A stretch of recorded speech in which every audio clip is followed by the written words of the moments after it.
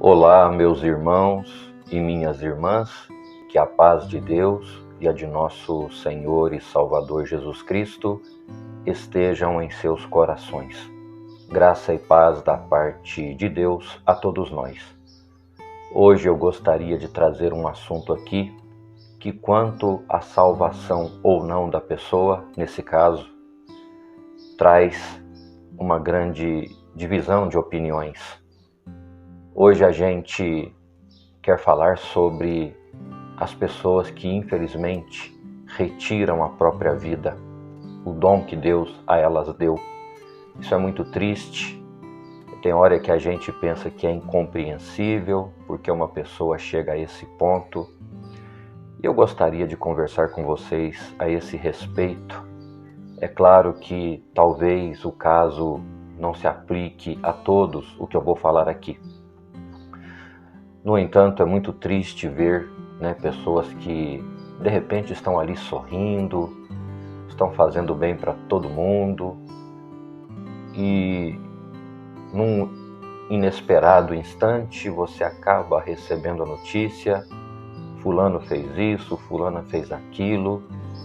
Olha, isso é de cortar o coração. Só que eu falo para você, muita gente, não todas as pessoas, como falei, vão ser inseridas aqui no que eu vou falar.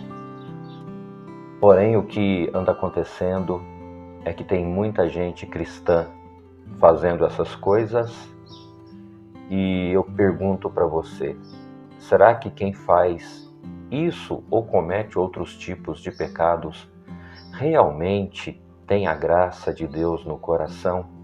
Será que realmente conheceram a Cristo? Será que Cristo vivia nelas? Porque a palavra fala, que não viva eu, que viva Cristo em mim. Será que era isso que acontecia na vida dessas pessoas? Meu irmão, eu falo para você, eu, como muitas pessoas, já passei por momentos duros, tive perdas dolorosas, principalmente a da minha filha no ano de 2015, Faleceu após uma cirurgia de coluna, com 17 anos e 11 meses, e mais coisas já aconteceram na minha vida que me deixaram lá embaixo. Só que eu conheço a Cristo, eu entendi a mensagem que Ele deixou, o seu Evangelho. Cristo tem vivido em mim, então quando alguma coisa ruim me acontece, a graça, como uma grande luz, refugia muito forte dentro de mim, e lá na minha consciência é soado um sino, um alerta, que não me deixa fazer alguma coisa que às vezes eu formulo ali no meu pensamento. Porque a gente é ser humano, a gente é frágil. Quando passamos por momentos complicados, infelizmente o adversário desse mundo tem o poder sim de assoprar alguma coisa nos nossos ouvidos, e muita gente acredita na sua palavra, na sua falsa informação, na sua falsa ajuda, na sua falsa bondade. Mas nós que temos a palavra de Deus, nós sabemos expurgar isso de nós. Quando vem alguma coisa no pensamento, nós temos a mente de Cristo, estamos em conexão com a santa e bendita palavra, então não nos permitimos ser persuadidos, convencidos pelo inimigo a fazer alguma coisa que não combina, que não combate, que não é compatível com a santa e bendita palavra de Deus. Então, meu irmão, quem conhece o Evangelho tem uma estrutura maior, tem uma estrutura muito grande, porque ele vive Cristo, ele vive a mensagem, ele conhece a doutrina, ele conhece os milagres, ele conhece tudo sobre o reino dos céus, sobre o reino de Deus. Aquilo que a palavra nos ensina está no seu coração. E isso é uma barreira muito forte, é uma verdade, é um escudo, um broquel que nos protege contra o mal. Então só estou deixando aqui uma pergunta, será que uma pessoa que faz uma loucura dessa, ou que comete outras coisas, será que realmente ela tem Jesus Cristo na sua vida? Será que a palavra está no seu coração? Será que ela entendeu a mensagem do Evangelho? Será que realmente ela está em Cristo e já é uma nova criatura no nosso Senhor? Eu só quero deixar essas perguntas, porque o Filho da Luz, na verdade, falar que não peca. A gente peca assim todos os dias, somos fruto do pecado, A queda de Adão trouxe para a sociedade esse prejuízo muito grande. Mas aquele que tem a graça, ele é um salvo, sabe? Nada tira a gente das mãos de Deus, a não ser que a gente queira sair, né? Deus dá liberdade de escolha para nós. Mas aquele que está em Cristo, não há condenação para ele. Se nós cremos em Jesus, nós estamos salvos. Então, permaneceu em Cristo, nessa fé, nada vai acontecer conosco. O inimigo jamais nos vencerá, porque em tudo nós já somos mais do que vencedores. Então, querido irmão, fica só a minha pergunta. Talvez esse vídeo vai ter mais pergunta do que resposta, né? Para cada um analisar. Tá aí os comentários para você deixar a sua opinião. Também quero conhecer a opinião de mais pessoas sobre esse assunto, né? Mas a palavra fala que aquele que está em Jesus, mesmo que ele erre, que ele peque, ele se arrepende, né? E ele será salvo. Agora, o suicídio está lá nos mandamentos, não matarás, né? Então a pessoa tirou a própria vida, ela matou alguém, matou a si própria. Não teve tempo para ela se arrepender, porque eu acho que a gente que peca precisa se arrepender, mesmo sendo batizado. Eu vivo falando aí com os meus amigos, né, sobre a parábola do filho pródigo. O filho pródigo, quem era? Uma pessoa, simbolizando hoje, batizada, tinha a graça de Deus no seu coração, tinha a riqueza. De repente ele chega para o pai e ele pede a herança e fala para o pai que vai para o mundo. O pai não impede, vamos dizer assim, respeitou a escolha do filho. Se viesse alguém lá do mundo para retirar o filho da presença do pai, o pai não permitiria, porque está escrito na palavra de Deus que ninguém arrebata uma ovelha, um filho de Deus, das mãos de Jesus Cristo. Ninguém. Mas quando essa ovelha quer sair, né, ela quer se desviar, ela vai embora. Se ela pedir socorro, o Senhor vai atrás. Se ela não pedir, meu irmão, o Senhor deixa ela passar o sofrimento, a consequência do que ela está fazendo. Assim aconteceu com o filho pródigo.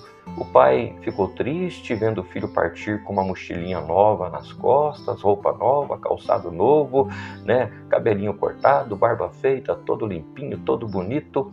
E esse rapaz vai para o mundo e lá se estoura com as prostitutas, com os falsos amigos, vai para os bares, para as bebidas. Então vai para a prostituição e ele pecou feio. E a sua alma, né, irmãos, morreu na presença de Deus novamente. É isso que eu entendo, vocês vão ver. Quando o pai recebe o filho, né, veja lá o que ele disse. Então o filho vai lá para o mundo, comete o que tinha que cometer, o que a mente estava mandando fazer, o que o prazer carnal ordenava. Quando ele vê, não tem dinheiro, sem dinheiro não tem mais as mulheres, sem dinheiro não tem mais os amigos, não tem mais ninguém, ele está sozinho no mundo, já está sofrendo a consequência da sua escolha, uma péssima escolha.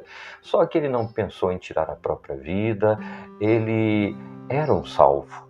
Então, quando ele vê a sua miséria ali, dando comida aos porcos, aquelas bolotas, quando ele sente vontade de comer aquilo que ele diz, meu Deus, que miséria é a minha, eu aqui com vontade de comer o que o porco come, ninguém me dá nada, eu não tenho nada, estou sem roupa nova, minha roupa está eu estou um espantalho, está tudo rasgado, sandália furada, vai saber se não estava descalço, com os pés feridos, machucados, cabeludo, barbudo, abandonado, dias ali sem tomar um banho sequer.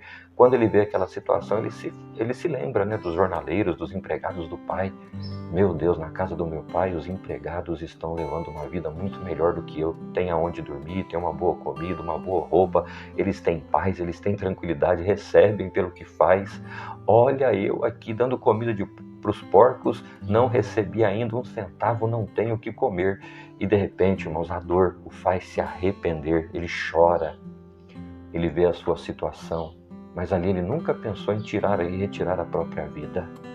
Ele apenas fala assim, que miséria, eu vou voltar para a casa do meu pai, e eu vou dizer para ele, pai, me recebe, me perdoa, eu não sou digno de ser chamado mais teu filho, pequei contra o céu, pequei contra ti, porém me receba aí como a um dos seus empregados, como a um dos seus jornaleiros, para mim tá bom demais.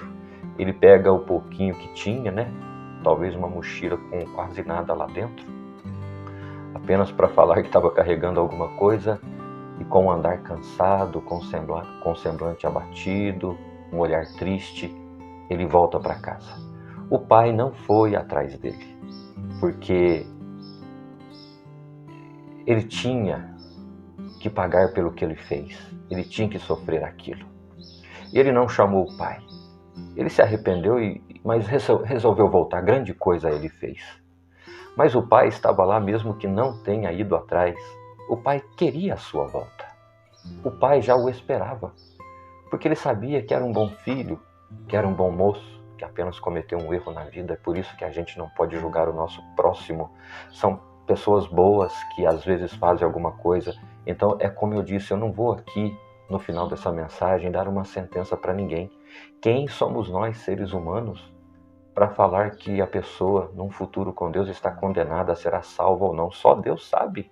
Então, será que um suicida tem perdão? Será que ele, mesmo não tendo tempo de ter se arrependido do que fez, será salvo? Isso é com Deus, meu irmão. A gente não julga, a gente tem que consolar a família, estar com as pessoas onde ali aconteceu alguma coisa.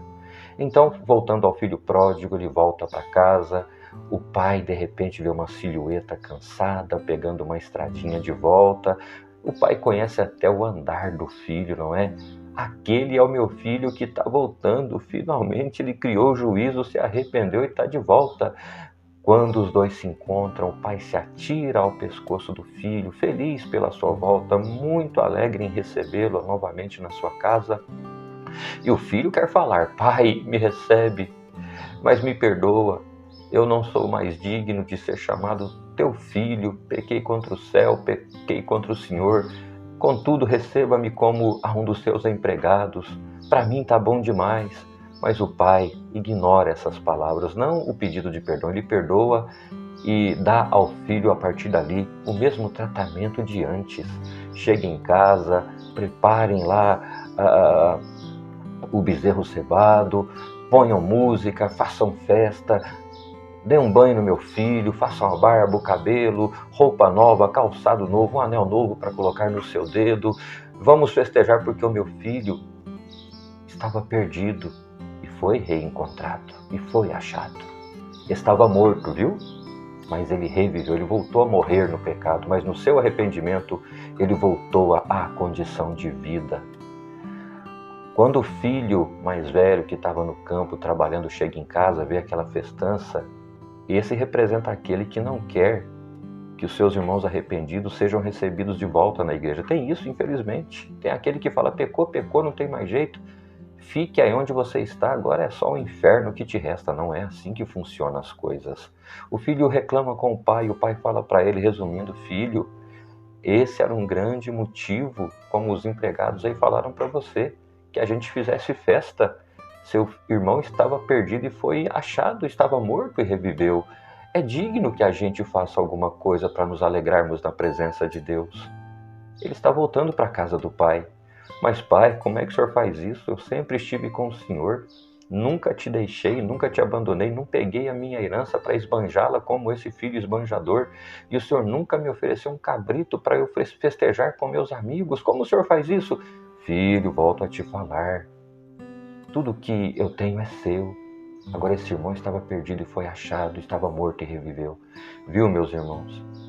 Esse moço se arrependeu, não pensou contra a própria vida, reconheceu o que fez, porque ele tinha graça, ele tinha a palavra, ele conhecia o Senhor, ele vivia Cristo. E ele, como ser humano, cometeu um lapso na vida, mas Deus o perdoou. Assim é com a gente também. O que eu quero dizer aqui, irmãos, será que quem tem a graça de Deus, quem é um salvo, ele faz essas coisas? Ele vive deslizando? Ele vive fazendo coisa errada? Não. Na verdade, a gente está sujeito ao erro, somos tentados a isso. Mas aquilo que é mais grave a gente não faz, porque a nossa consciência não permite. Nós temos uma fé de que somos salvos na presença de Deus e o mundo não nos leva. Então o que eu quero dizer para você: Deus conhece cada caso, Deus conhece cada situação. Ele é o verdadeiro e único juiz. É Ele que condena ou é Ele que não condena, é Ele que salva ou não salva, não está em nós.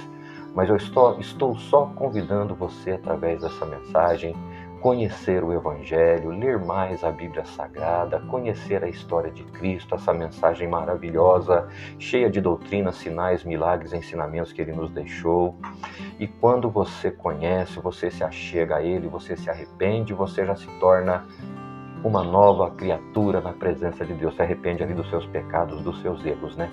ali você praticamente já nasceu de novo, já está levando uma nova vida, foi transformado, foi convertido. Aí vem o batismo, aquela profissão pública de fé, onde você reconhece e diz ao mundo, para todas as pessoas que estão ali testemunhando aquele momento: sou um pecador arrependido, não posso viver na situação em que eu estava, agora minha vida é nova, sou uma nova criatura na presença de Deus. E quando você é imergido nas águas, representa que você morreu em Cristo. E quando você é emergido novamente, significa que você ressuscitou em Cristo. Então ficou lá no fundo a velha criatura e ressurgiu para esse mundo uma nova criatura, limpa, sem pecado, levando agora uma nova vida debaixo da graça de Deus. Então a gente ouve também, irmãos, é muito triste, pastores, pregadores da palavra de Deus, homens do ministério se suicidando. Fica uma pergunta: será que realmente tinham a vocação para o ministério? Será que realmente tinham um chamado? Será que realmente tinham condição de pregar a palavra? Tinham estrutura espiritual? Tinham realmente a graça em seus corações? Meus irmãos, esses dias li uma matéria aí de um besouro, né, que ele com as suas larvas, ele está destruindo muitas árvores, aquela árvore bonita, as larvas vão lá para o meio do tronco, tiram toda a estrutura, né, da árvore, e de repente aquela árvore bonita, cheia de folha, cheia de flores, ela cai. Alguém fala: como pode ter caído? Naquela larva se infiltrou ali e derrubou, tirou toda a estrutura. Então tem crente que é assim, né? Parece que tem uma estrutura bonita, um porte, uma fala, um jeito de agir, de repente cai. Uns até não voltam mais. Por quê? Deixaram essas larvas do pecado tirarem a estrutura do tronco, né? Não eram ali realmente convertidos como a gente pensava. Então, querido irmão, vamos cuidar da nossa estrutura. Não é difícil entender o Evangelho. Eu sempre falo aqui na igreja: leiam os 4 Evangelhos, leiam lá Atos dos Apóstolos, conheçam a história de Jesus, o trabalho dos apóstolos.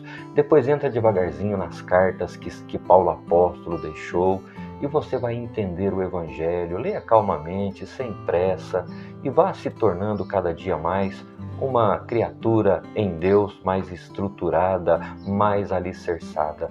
Não seja uma casa construída sobre a areia, porque vem as tempestades, vem os ventos, as chuvas, as escorredeiras dos rios e essa casa cai. Que a sua casa cada dia mais seja construída, que esteja alicerçada numa rocha chamada Jesus Cristo, a verdadeira e única graça de Deus. Eu sou o caminho, a verdade e a vida. E olha, eu vou terminar essa mensagem lendo um versículo para você. Se você está cansado, está oprimido, está angustiado, não faça besteira na vida. Faça isso aqui, ó. Atenda ao que o Senhor Jesus te disse: vinde a mim, todos os que estáis cansados e oprimidos, e eu vos aliviarei. Tomai sobre vós o meu jugo e aprendei de mim, que sou manso e humilde de coração, e encontrareis descanso para as vossas almas, porque o meu jugo é suave e o meu fardo é leve. Deus te abençoe.